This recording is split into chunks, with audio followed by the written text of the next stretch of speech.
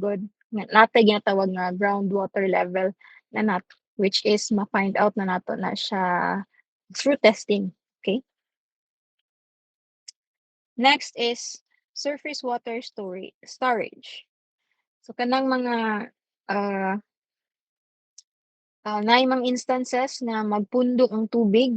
So kana siya. So naay uban nga temporary lang, naapoy uban nga uh, kanang gadugay gyud ang water didto. Okay. Next is the oceanic flow. Magmuna ni ang last point sa atong hydrologic cycle. Okay? So rainfall on land surfaces is partially intercepted by surface vegetation, partially stored in surface depressions, partially infiltrated into the ground, and partially flows over land into drainage channels and rivers that ultimately lead back to the ocean. So padulong yun sa ocean ang mostly the tanan yun sa atong water. Okay. So rainfall is that is intercepted by surface vegetation is eventually evaporated into the atmosphere. Water held in depression storage either evaporates or infiltrates into the ground, and water that infiltrates into the ground contributes to the recharge of groundwater, which either is utilized by plants, evaporates, is stored, or becomes subsurface flow that ultimately emerges as recharge to streams or directly to the ocean. So, daghan gyud gakaagian ang atong water, no? So, that is why ato gyud dapat sabton ang kaning si hydrologic cycle para at least maka-design pud ta og system. It's either a distribution system or um, flood control ba na siya, no? It's ingan or management system sa atong water. So that is why gina-studyhan gyud nato or gina-understand gyud nato sa hydrologic cycle. So snowfall in mountainous areas typically accumulates in the winter and melts in the spring, thereby contributing to larger than average river flows during the spring. So a typical example of headwater of a river being fed by snow melt is shown in figure 1. Ano siya nga figure? Groundwater is defined as the water below the land surface, and the water above the land surface in liquid form is called surface water. In urban areas, the ground surface is typically much more impervious than in rural areas, and the surface runoff in urban areas is mostly controlled by constructed drainage systems. Okay. So surface waters and groundwaters in urban areas also tend to be significantly influenced by the water supply and wastewater removal systems that are integral part of the urban landscape. So since human-made systems are part of the hydrologic cycle, it is the responsibility of the water resources engineer to ensure that the systems constructed for water use and control are in harmony with the needs of the natural environment and the natural hydrologic cycle. Okay. So shown in the tables is kanang mga classes of water contaminants, no? So kada contaminant naa siya'y a corresponding example, shown siya dun in his table. So shown also is the estimated uh, world water quantities, no? Estimated yun siya as per USSR. Then naapod tay table for fluxes in global hydrologic cycle. And the climate spectrum. So mga tables na siya for your reference. So what are our water sources? No? So engineers work with various water sources such as surface water, like rivers, lakes, reservoirs, and groundwater or aquifers, and seawater. So they develop methods, or we develop methods to extract, transport, and treat water to meet human and environmental needs. So water resources encompass all the sources of water that are available for various uses, including drinking, agriculture, industry, and environmental sustainability. So dagan kaayo use gyud ang water. So that is why importante gyud ang water resources management, no? So first source is surface water. Kanang atong makita gyud sa atong mga katubigan dinhi sa world, okay? So these are found in lakes, rivers, reservoirs, on ponds, no? So it is the most accessible source of fresh water and is commonly used for drinking, irrigation, industrial processes, and recreational activities. So si drinking mag-need pa ka og kanang dili wastewater. Water treatment, no? Kay dili ba na siya always potable ang atong water. Pero most of mga water man gyud pod sa lakes is mainom man gyud. Depende lang gyud sa lugar. Okay. Next is groundwater. So kanang naa sa ground. Da. So this is the water stored beneath the earth's surface, no? It is also called as aquifers. Okay, so it is accessed through wells and boreholes. So groundwater is a vital source for drinking water for many communities and supports irrigation for agriculture. So natay mga kita nga mga deep wells, no? Or kanang mga kuan, kana siya ang mas safe for drinking, di ba? Sa atong mabantayan. Okay. Next source is rainwater. So kanang gikan sa ulan, di ba? Pwede na siya anay uban nga pwede gina-store nila or at least naa sila'y water supply if ever kanang tagtuyot, di ba? Napoy uban nga gina-treat na nila para for drinking, so ingana. So pwede gid siya source of water. Okay? Next is glaciers and ice caps. So samot na karon nga naa na tay kanang gagrabe na ang climate change. So kahilis na gyud ang mga ice dito sa atong mga ano. So source gyapon na sila sa water. Okay? Next is atmospheric water.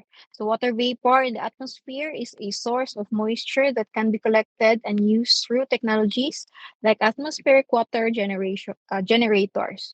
So with proper technologies, no, so pwede gyapon siya himuong source of water, atmospheric. We also have virtual water. So kanang atong mga water footprint in our foods, no? So kana siya, virtual water. We also have ephemeral water bodies. So some regions experience periodic rainfall, leading to temporary water bodies and like seasonal rivers and playas. These sources can be important for local ecosystems and agriculture during rainy periods. So naman uban places nga for example kung Tigbagyo is naay river nga motunga, di ba? Naay uban nga ing ana. So napoy uban nga kung summer kuan siya ma mauga. So uh, it for us kanang as a water resource engineer kanang at least dapat na ma-aware if naabay ga kahitabo nga ana sa isa ka place kay magamit man po na ato as source of water, 'di ba? Okay. So next key aspect is water quality. So ensuring the quality of water resources is essential for public health and the environment. Water resources engineers design treatment processes to remove contaminants and pathogens from water supplies. Okay. So we have um kasi klaseng wastewater management, no? So if for example sa kanang ato ang water district, so di naman ang gina-treat diretso, no, dili na nila basta-basta og distribute lang. Kaya naman gyud uban nga basin na ay mga contaminants unya kung naay mga ana magreklamo ra badayon ang public. So naa na sila corresponding treatment, no, water treatment nga ginakuan, ginabuhat, okay, to ensure the quality of water. No, and nga kana pong mga ah, distilleries sa atong water, no, kanang nature spring, so kana before na nato mainom na gaagi na siya og processes para at least ma-ensure gyud nga okay for a human body ang water, okay. So again, natay mga klase-klase nga wastewater, no? So we have urban and industrial wastewater. So these are wastewater from homes, businesses, and industries that can be treated for reuse for non-potable purposes, reducing the demand on freshwater sources. So naay uban places na gina-make use nila ang kanang wastewater, like for example gikan sa mga residences, no? So gina-treat lang na nila para at least ibalik pa gyapon nga magbalik-balik lang ang water. No, para dili ra kaayo didto ra magkuha sa dagat or mga kan if ever kan bitaw, ana siya. We also have desalinated water. So desalination is the process of removing salt and other impurities from seawater or brackish water to make it suitable for drinking and irrigation. So desalinated water is a critical resource in arid region. So for example, naay mga areas na napilibutan og um, dagat. So pwede kayo nila um, gamiton, no? Kanang nga water, kanang nga source of water. No, kaya na alam yung proper desalination na ilang buhaton. Okay? We also have recycled water. So treated wastewater, also known as reclaimed water, can be used for a variety of purposes, including irrigation, industrial processes, and even drinking water in some cases. So daghan ka ay klase-klase of um, water treatment, no, sa atong water para lang gyud siya magamit again, no, daghan ka na siya. Isa ni siya sa atong gina-design ang proper system for treating wastewater or water itself, no? So depende gyud na. The next aspect is distribution and infrastructure. So the design and maintenance of water distribution systems are core components of this field. So water distribution systems are critical infrastructure that transport potable water from treatment plants to homes, businesses, and other end users. So engineers create networks of pipes, pumps, storage facilities to deliver clean water to homes and industries. So kanang for example kanang ito ang water district, so naa na sila ginagamit nga pump, no, magdepende sa area, no. So para moabot gyud ang tubig sa kada balay. So if ma-notice nato nay uban nga dili maabtan og tubig, so naa gyud something wrong sa ilang system. Pero dili pod na siya sa tanan areas, no? So depende gyud na. So that is why it is very critical to design a water system, especially if water supply siya, no? Kay ginagamit mo ginato always ang water, no? Sa in drinking, in kanang atong daily use nga water, so essential gid kayo siya sa ato. So that is why. So sa water distribution naa siya yung mga different types of systems. We have gravity fed system. So is especially kung mabukid kaayo ang imong place, so pwede nimo ni gamiton, no? So kanang bitong ah, ipa-flow lang imong water naturally, no? With gravity, with the use of gravity nga na. So lahi ni siya og design, no, okay, 'di ba di naman ka mag-need og pump, no? Yan ni siya. We also have direct pumping system. So kani lahi pud ni siya nga design, no, kay i-pump pa man nimo ang water. So or nay uban nga moagi pag main tank. So naa pag uban nga ang ilang tank is mag-add pa sila og water treatment nga things diya. Ay pa din siya ikuan. So depende gid kaayo sa imong gamiton nga ah I mean depende sa imo ang design. Magdepende mong design sa imo ang yung place nga boot nga nimo og water system, okay? We also have hybrid system. So naay gravity fed nga naay pumping nga na. So depende na siya. Daghan na kay tag klase-klase nga water distribution systems. So we also have loop system or ring system, no? Naka-loop ang iya ang distribution, no? We also have dead end system. So kaning naay mga portions nga naay dead end, no? So uh, ang gyapon na siya, type gyapon na siya. We also have grid systems, kanang pag-grid ang imong pipes or imong end user nga kuan, ana siya.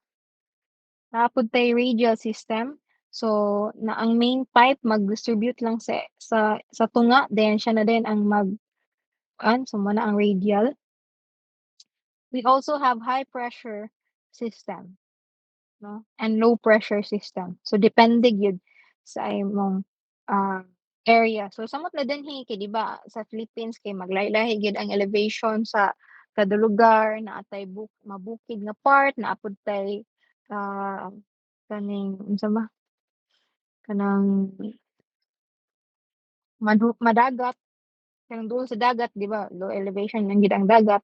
So ana siya. So depende gyud kung sa imong area ang magdepende gyud dapat sa imong area ang imong design sa imong for example water distribution system. Okay? So that is why we need to at least be knowledgeable kung unsa ang mga klase-klase nga systems para at least kita flexible pud ta nga, okay, ang need ani nga area kay high pressure system. So sige, atong i-design ani. Kung dili kung dili puwede ay dili puwede, dapat ingani. So ana. So dili ta malimit, no? So dapat knowledgeable gid ta sa any kind of system nga puwede nato ibutang ana nga area. Okay? The next aspect is flood control. So, water resources engineers are involved in designing flood protection measures such as levees, dams, and stormwater management systems to reduce the risk of flooding and safeguard communities. So, then hisamot na din sa Cagayan, uso gid kaayo ni ay dili siya uso, pero grabe kini siya nga issue, no, kani atong flooding. So that is why ah kanang uh, gina-focusan gid siya. Kaya dili siya gina-focusan pero ginahatagan gid siya og value gid si flood control. Samot na ni sa Cagayan kay 'di ba, murag basin man ta nga ginatawag sa mga higher elevation like Bukidnon or kanang amang pud tay part nga naa sa bukid-bukid nga elevation. Tapos kung mag-ulan dadto sa atoa dinhi sa sentro mag-adto ang tubig so usog gyud ang flooding dinhi, no? So that is why uh, designing flood control or flood protection structures kay appeal gyud na siya sa water resources. Kay kung mag-flooding 'di ba maapektuhan gyud na ang imong apong distribution system kay naay usahay nga ma ma mahatagan og contaminant ang imong mga pipes ingana bitaw. So naay mga wala ta kabalo sa mga mahitabo gyud. So that is why ginahatagan nato siya og importance gyud si flood control. Okay? Next is regulations and policies. So water resources engineering is heavily influenced by local, national, and international regulations and policies related to water quality, allocation, and conservation. In the country, we have Water Code of the Philippines, no? Or PD 1067.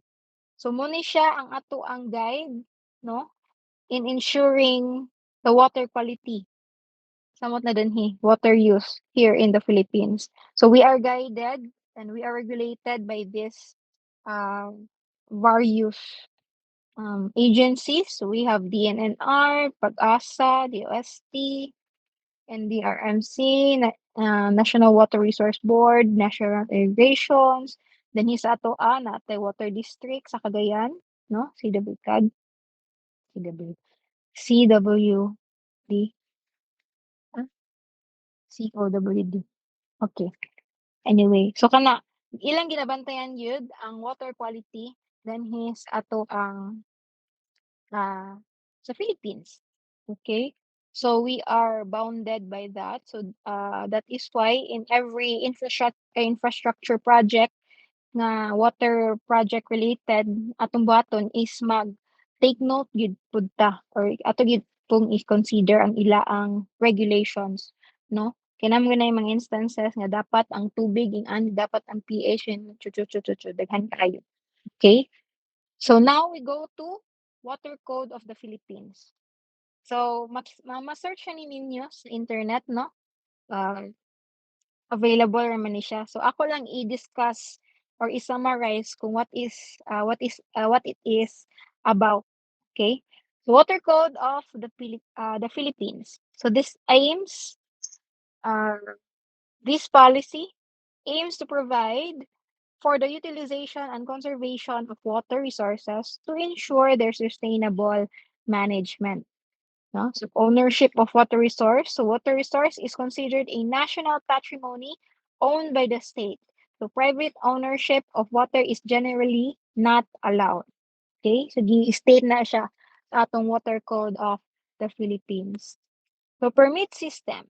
So the code establishes a permit system for the use of water resources requiring permits for various activities such as water appropriation, water quality management, and construction of water-related infrastructures. Okay. So napod siya giset nga water quality standards, no, na-added to protect the human health and environment. So it also says highlights the protection for watersheds, no? So naaman tayong mga watersheds din sa Philippines. So ginaprotektahan na siya ni Water Code. Okay. So for irrigation and agriculture, gina-promote pud nila ang development, no? Ani nila para masuportahan ang agriculture din sa Philippines. Kay MOBE na siya ang pinaka-main nga murag kuan dinhi. Napod siya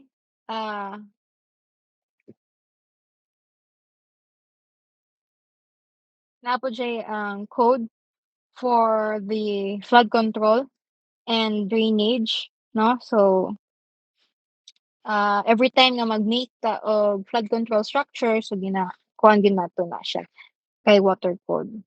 Napod siya environmental protection, so gina-highlight pud niya. Gina-highlight po ni water code ang environmental protection. So of course, para dili ta maka-harm sa environment and okay. We also have kung kinsay administrative bodies. So si National Water Resources Board ang ga-oversee sa mga water resource management dinhi sa Philippines. So nagi-state po didto ang mga penalties kung naay mga violations, no? Itong kuan. So in summary, Water Code of the Philippines is a comprehensive legal framework for the management and protection of water resources in the country. So it emphasizes state ownership, permit system, environmental protection, and the responsible use of water for various purposes. Okay. So here are the mga examples, no? So on how the water code is applied, no? So natay water permit for a bottled water company. So kanang mga Nature Spring and et cetera, et cetera. anything alike is naa sila yung mga permit 'no, nga gina-apply, then dapat nakasunod gid sila sa water code of the Philippines. So, naa na siya, eh. With that being said, gina-audit gid na always. Di lang ko sure kung how often it is pero naa gid na siya, regular nga audit or gina-inspection ang mga, ah, companies para to ensure nga gasunod gihapon sila sa water code of the Philippines 'no. Ano siya, naapod tay mga watershed, protection initiatives. So, through the water code natay mga may programs na mga, programs or any efforts para ah, para ma-protect ang atoang mga watershed 'no, dinhi sa Philippines. Yung kana pong mga flood control projects again, as I've said kaganina, kanang, everytime mag-make ta og flood control structure, dili lang flood control pero any infrastructure project nga, related to water kay gasunod na gyud na siya'y mga portions nga or gasunod gid ta 'no, gina-abide gyud nato ang mga policies nga gina-provide ni water code. Kana pong mga irrigation system development so that is why si NIA naa gyud na siya always kay, gi-state gyud ng water code nga hatagan gyud siya og importance 'no, i-develop gyud ang irrigation dinhi sa Philippines, okay. Hapud tayo water quality monitoring. So, ah,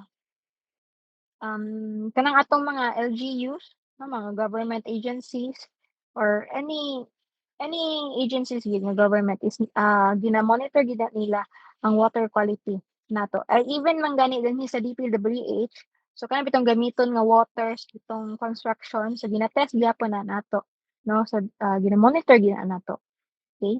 Kaya namo gyud uban pod water na sure 'no, so dili siya angay gamiton for a building structure, so kana monitor gyapon na siya. So guided gyapon na siya ni Water Code of the Philippines.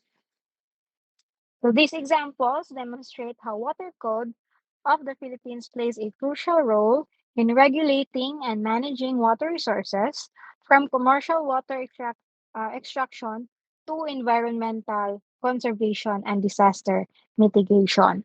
So, munang uh, like for example sa atong mga design here no sa DPWH atong mga design sa atong flood controls, mga revetments, mga water supply systems no kay naman tay mga projects ngayong ana dinhi. So gina-coordinate nila nato no gina-coordinate coordinate gid ta with other government agencies like for example mga DNR uh, or water district nga naagi mga coordination nga nagakahitabo kay para lang ah, mosunod gyud ta or ato gyud i-ensure nga atong in every system or in every infrastructure project nga atong i-make especially sa nga kanang relate sa water is gasunod gid siya sa Water Code of the Philippines, 'no? Okay.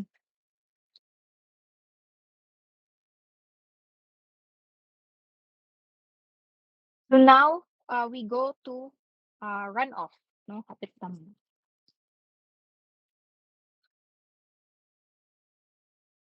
Okay. So rainfall and obstructions.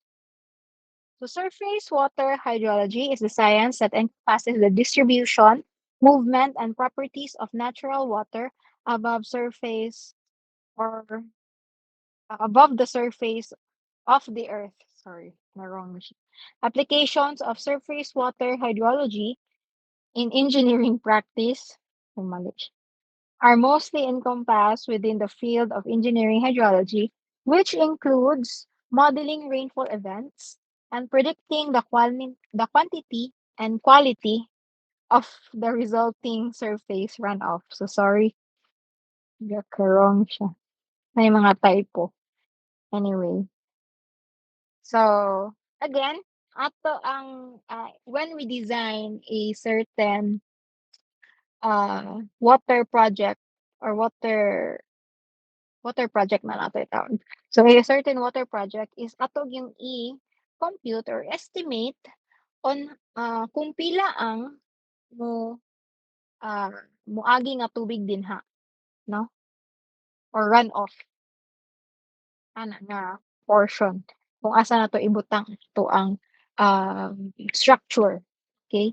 Kay para need ta og estimations kay para ma-designan pud nato og tarong nga okay ma-carry na niya ing ani nga kadaghan sa tubig, no? Balag ing ani pa kadaghan. So sa atong design 'di ba maghatag man gyud tayong mga factor of safety, palabian man gyud na ang gamay. So mo na at least naatay baseline kung asa ta um, kung unsa atong mga parameters nga gamiton ingana. So that is why we estimate runoff, no? Or especially kanang runoff mo gid kasagaran, no? Kaya ang runoff 'di ba kung unsa ang kanang muna ang agi nga tubig sa imo ang ah, place, ayan. So the land area that can contribute surface runoff to any particular location is determined by the shape and topography of the land surrounding the given location. The potential contributing area is called watershed, and the area within a watershed over a particular rainfall event occurs is called catchment area. So in most engineering applications, the watershed and catchment areas are uh, taken to be the same and are sometimes referred to as the drainage basin or the drainage area. So sorry for the typo, no? Sige lang. The runoff from a watershed or catchment is concentrated and the catchment out at the catchment outlet. So which is sometimes called the pour point and the catchment. The characteristics of the catchment determine the quantity, quality, and timing of the surface runoff for a given rainfall event. So later on, ipakita na ko kung unsa ng mga catchment area, drainage point, tingan. So later on, ako i-figure dito sa ubos. So the precipitation of water vapor from the atmosphere occurs in many forms, the most important of which is rain and snow.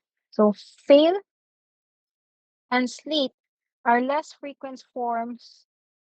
Hail ni siya, fail. Hail and sleet are less frequent forms of precipitations. Engineered drainage system in most urban communities are designed to control the runoff from rainfall. So the formation of precipitation usually results from the lifting of moist air masses within the atmosphere, which results in the cooling of air mass and condensation of water.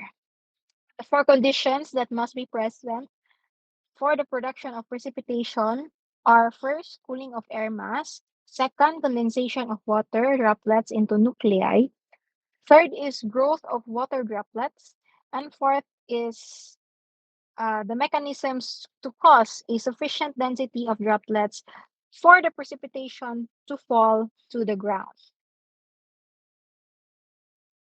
So measurement of rainfall. So before nito ma-estimate ang runoff, no? So of course, ato sa i-measure ang rainfall. So records of rainfall have been collected for more than 2,000 years. So it is typically measured using rain gauges operated by government agencies. No? So then sa ato si pag-asa ang gamotin So pwede ta mangayo og data sa ila no kung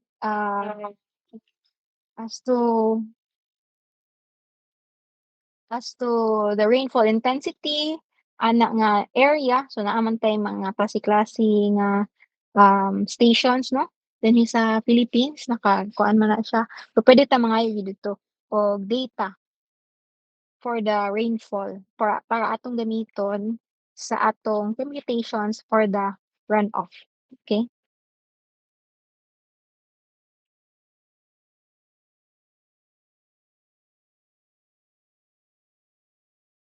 Okay. So runoff. So runoff can be defined as the portion of precipitation that makes its way towards rivers or oceans as surface or subsurface flow. So the portion which is not absorbed by the deep strata, so muna siya ang runoff. Okay? So runoff occurs only when the rate of precipitation exceeds the rate at which water may infiltrate into the soil. So sa atong ah, sa mo ta dinhi, galahi-lahi man gud ang atong soil properties, no? Samot na dinhi sa Region 10, laylay gina siya na uban portions nga ani nga layer kay lahi pag-abot sa ah, another layer is lahi na pud siya ang soil properties. Napoy uban nga lahi ang properties ah, some for example, Bukidnon lahi pud ang properties niya sa soil dinhi sa Cagayan, no? So galahi-lahi gid siya actually ma-search na ninyo, no, no? So naa na siya corresponding nga infiltration rate, no, sa atong soil. So kung dili na like for example sa isa ka lugar is dili na niya makaya mag-infiltrate so, ang tubig is magdagan na lang gid na padulong sa lowest point, no? As mentioned kaganina. So munang ang uban is, ah, ga-make sila og drainage, no, ah, para since makabalo naman sila kung, nga prone gid na siya sa runoff kanang lugar so naay uban nga ga-make na gid og drainage. So that is why um, we should estimate gyud, ang kanang runoff anang area. So kana siya, at least mabalaan dapat gyud actually, dapat nato mabalaan pod ang properties nimo sa soil or at least mabalaan pod nimo kung, kanang accurate pod gyud imong pag-estimate sa imo runoff ba.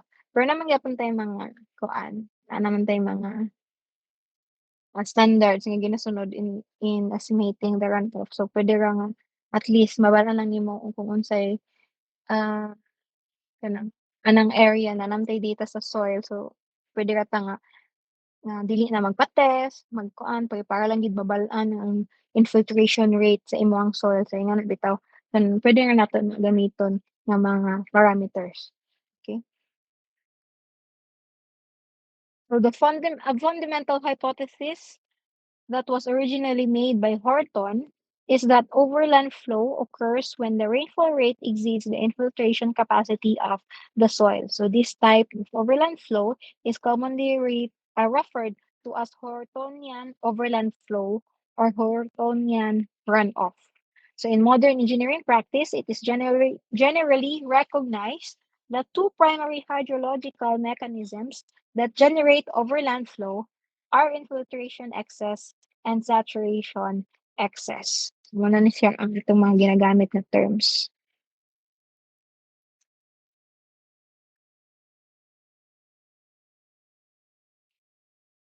So types of runoff. So first is surface runoff. So muna siya ang portion of water of rainfall rather after all losses such as interception, infiltration, depression, storage. Kaya sila. So that enters the streams immediately after occurring rainfall, no?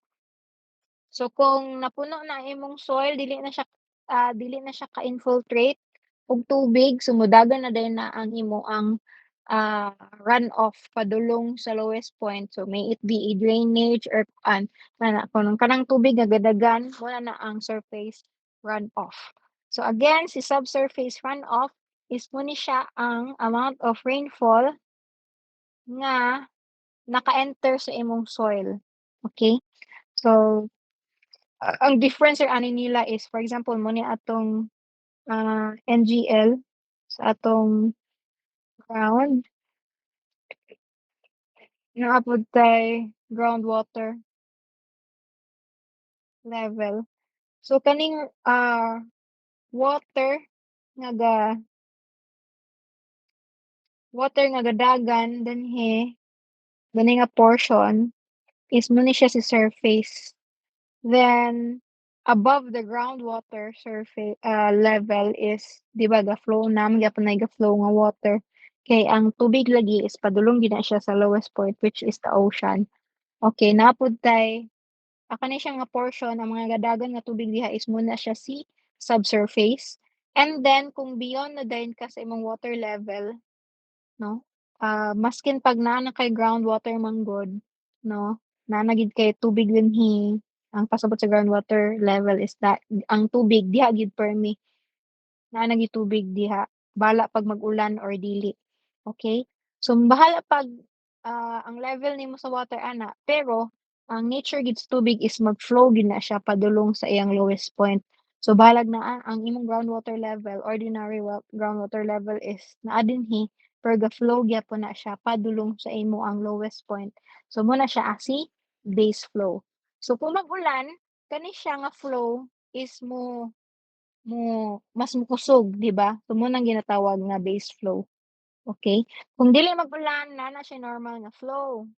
Kung mag-ulan dayon, unsa 'to velocity ana niya mo na siya ang base flow, okay. So factors affecting runoff. So we have climatic factors, so we have rainfall and snow, rainfall intensity, duration, distribution, physiographic factor, shape of watershed, soil moisture. So most of them kay under siya sa geomorphology. So munang studyhan gid pud nato na siya or at least ma-understand nato what is geomorphology ana nga. What is the geomorphology of that area? Okay? Okay, so example. So we have um um a river here. So kani mo ni siya ang river. Mo ni ang main river.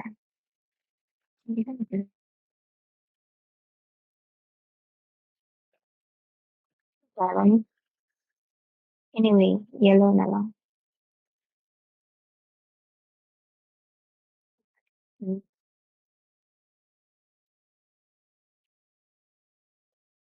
mo ni imong river. So kani siya as if ma-notice nato, so kani siya example ni siya sa kanang murag topographic plan, no, or topography sa isa ka area. So for example naatay need nga data dinhi nga area. Kay magtukod ta og let's say, bridge or flood control, ana na lang flood control. Ani nga area or ani nga portion baka magtukod ta og flood control. So before nato mabal-an ang ato ang design as to what, design ang atong gamiton ani nga flood control, 'no? Kung unsa ba dapat ang iyang elevation, unsa dapat iyang height, sa iyang, revetment or dike ingana 'di ba? Mo man natong i-design sa isa ka flood control. So before nato na siya mabal-an, is dapat mabal-an pud nato as to how or as to what volume ang agi ani niya nga area, 'no? Pila ang volume sa water nga moagi ani niya, okay. So mo ni siya atong drainage point, kay diha man padulong ang tubig, okay. So siya, ani nga area we will notice nga ang iyang catchment is kani, kaning mga edges sa atoang mountains, 'no. So sample ra ni siya ha, dili ni siya always, pero mostly kanang mga edges sa tubig, edges sa atong mountains is mopud na ang edges sa ato ang catchment area. So kani nga area mo ni atong catchment area.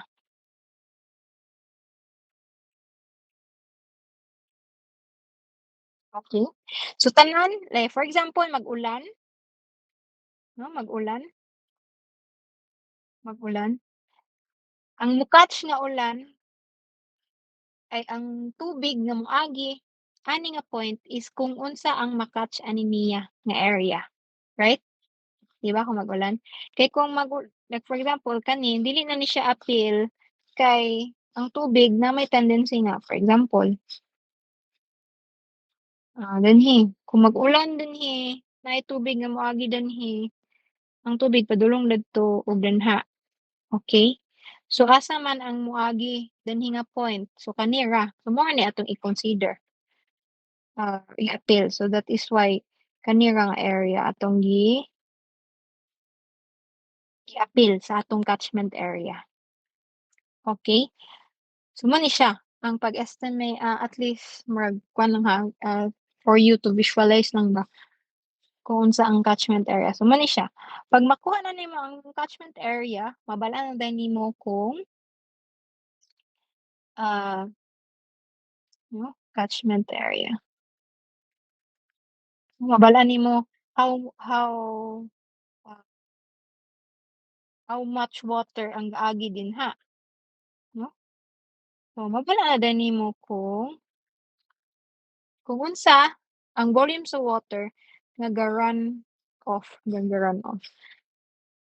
Or run off nimo dinhi nga area, okay? Mao ni siya ang ginatawag nga catchment area. Okay, so natay various karon natay mga various applications nga ginagamit. So for example, mga ArcGIS or any GIS um, application is ma-estimate na niya or mabal-an na niya kung unsa gyud ang catchment area sa imong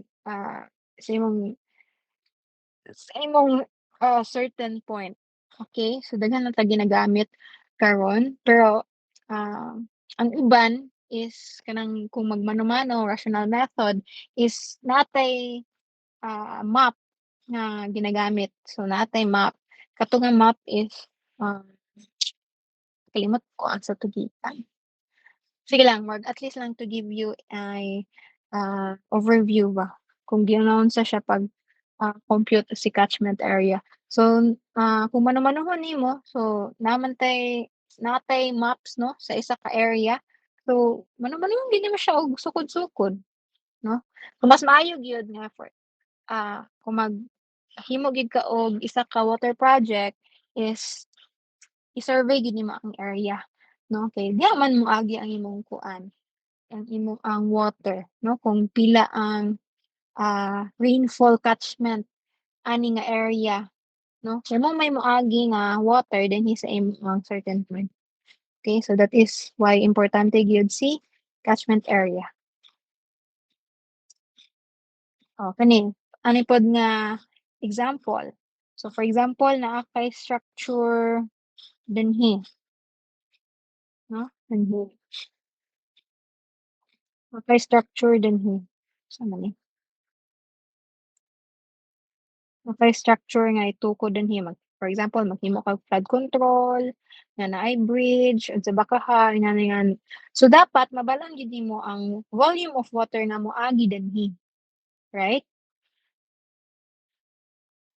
Volume of water nga moagi dinhi, 'no? Kay para ang imo pong elevation kay 'di ba na ang dike kay ana man na, sorry may kang drawing. Nang nangday mo na imong river.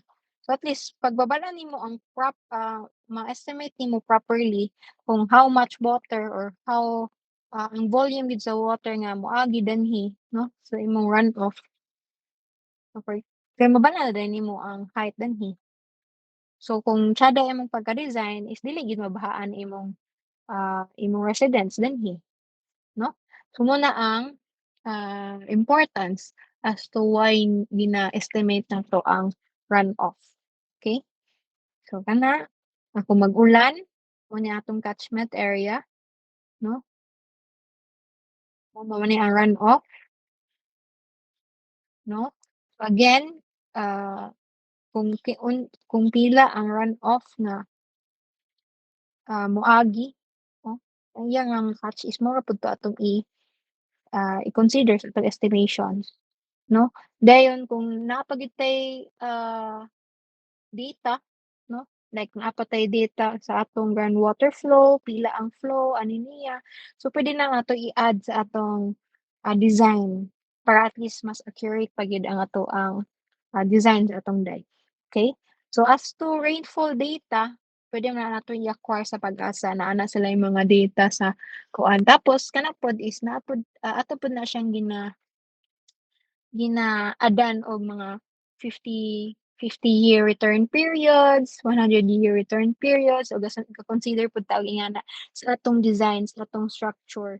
Kay para at least ma-anticipate nato nga what if ang tubig in a span of 100 years moagi ana niya kay wa ta kabalo, grabe na gyud ka kung ano yan.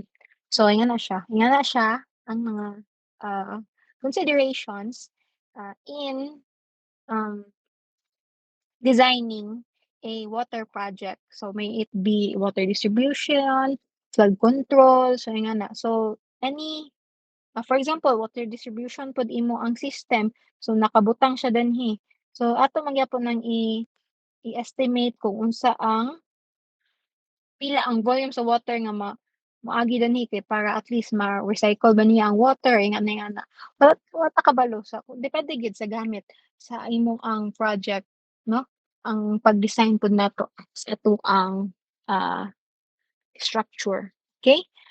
So that ends my presentation. Taas-taas gid to siya. So nasabtan ra ba? Yes, ma'am.